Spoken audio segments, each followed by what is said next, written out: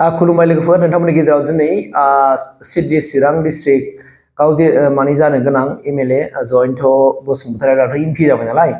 बेयाव by election जानो थांगासिनो दं नभेम्बरनि 13 तारिखआव बे नभेम्बर 13 तारिखआव बाय इलेक्शनाव सोर देरहागोन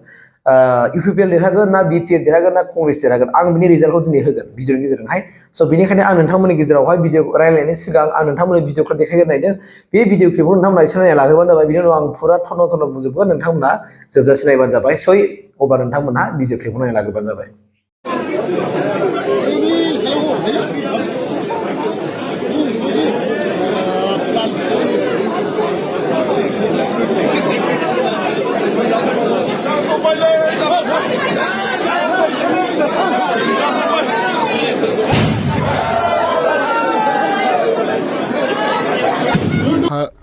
আপনি 17 বছর শাসন কাৰ কাৰণে কৰিলে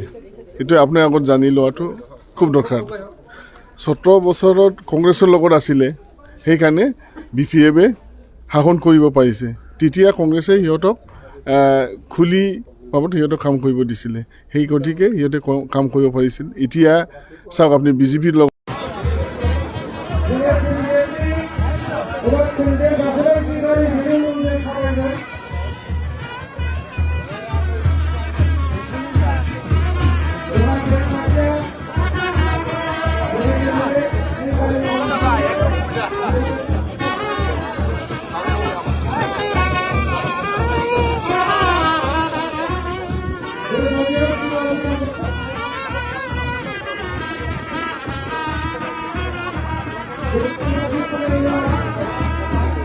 भिडिअ क्लिपखौ नोंथांमोना नुखाबाय भिडिअ क्लिपखौ नायनानै नोंथांमोना माबोरै मोनखो गोसोआव मा मोनखो नङा होमबा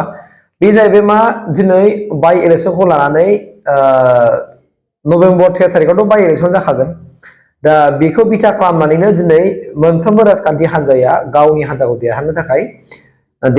थाखाय दिनै खामानि मावगासिनो दङ बिथांमोना दिनै रायजो राजानि खाथियाव दिनै थांदों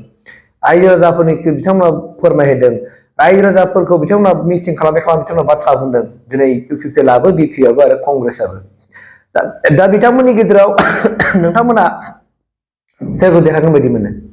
बे मोनथाम हान्जानि गेजेराव सोर देरहागोन आंनो दिनै आसि थुनानै आङो रोखा रोखा दिनै नोंथांमोननि भिडिअ जोबनायाव आं बुंगोन दा गतिके नोंथांमोना नाय दिनैनि तारिखआव रायजो राजाफोरा गासैबो मिन्थिजोबखागौ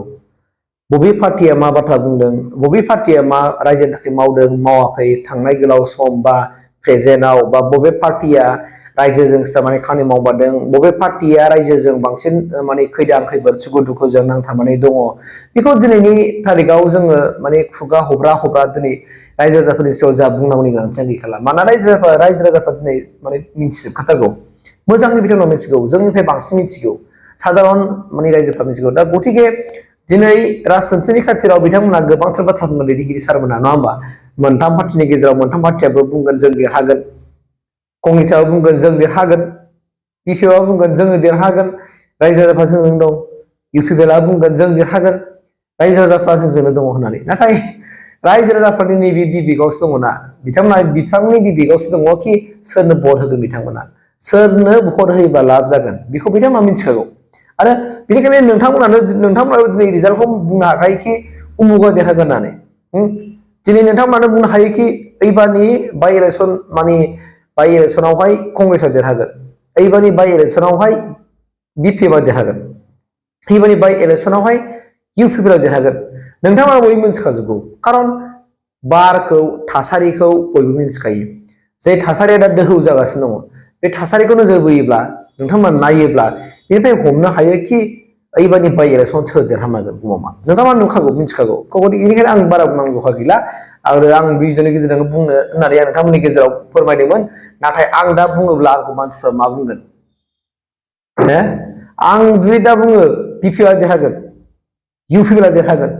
कांग्रेसआ देरहागोन आंखौ दानि मानसिफ्रा बुंगोन नों कांग्रेसनि मानसिसो नों बिपिएफनि मानसिसो नों इउपिपिएलनि मानसिसो स' बेनिखायनो नोंथांमोना दिनै मोनखाबाय रोखा नुखायो नोंथांमोनानो दिनै मिथिगौ कि रायजो राजाफ्रा सोरजों बांसिन दं रायजो राजाफ्रा बबे पार्टिजों बांसिन माने गोरोबनानै थानानै दङ एबा सोर पार्टिखौ बांसिन मोजां मोनो नोंथांमोना स्पष्टयै मिथिगौ बेनिखायनो आं बुंनांला आंनिख्रुइ नोंथांमोना साबसिन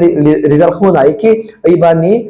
फैबाय थानाय माने नभेम्बरनि 13 तारिखआव जानो गोनां Chirang Sidliनि बाय इलेक्शनावहाय सोर देरहागोन बेखौ नोंथांमोना आंनिफ्राय साबसिन रिजाल्टखौ होनो हायो आं होलायनांला बाहाय बेखौनो नोंथांमोननि गेजेराव फोरमायना दोनखाबाय थेंक इउ আমি এতিয়া ঠিক কৰিবলৈ গৈ আছো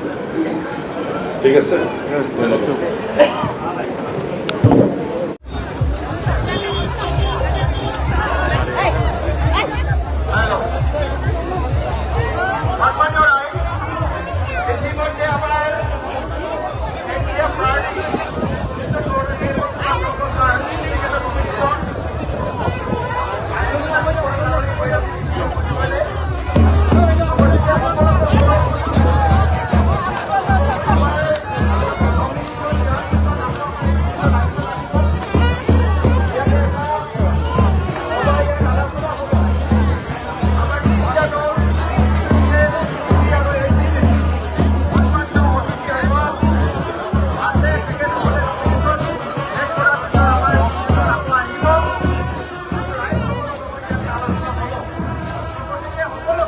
মোৰ খুব ভাল লাগিছে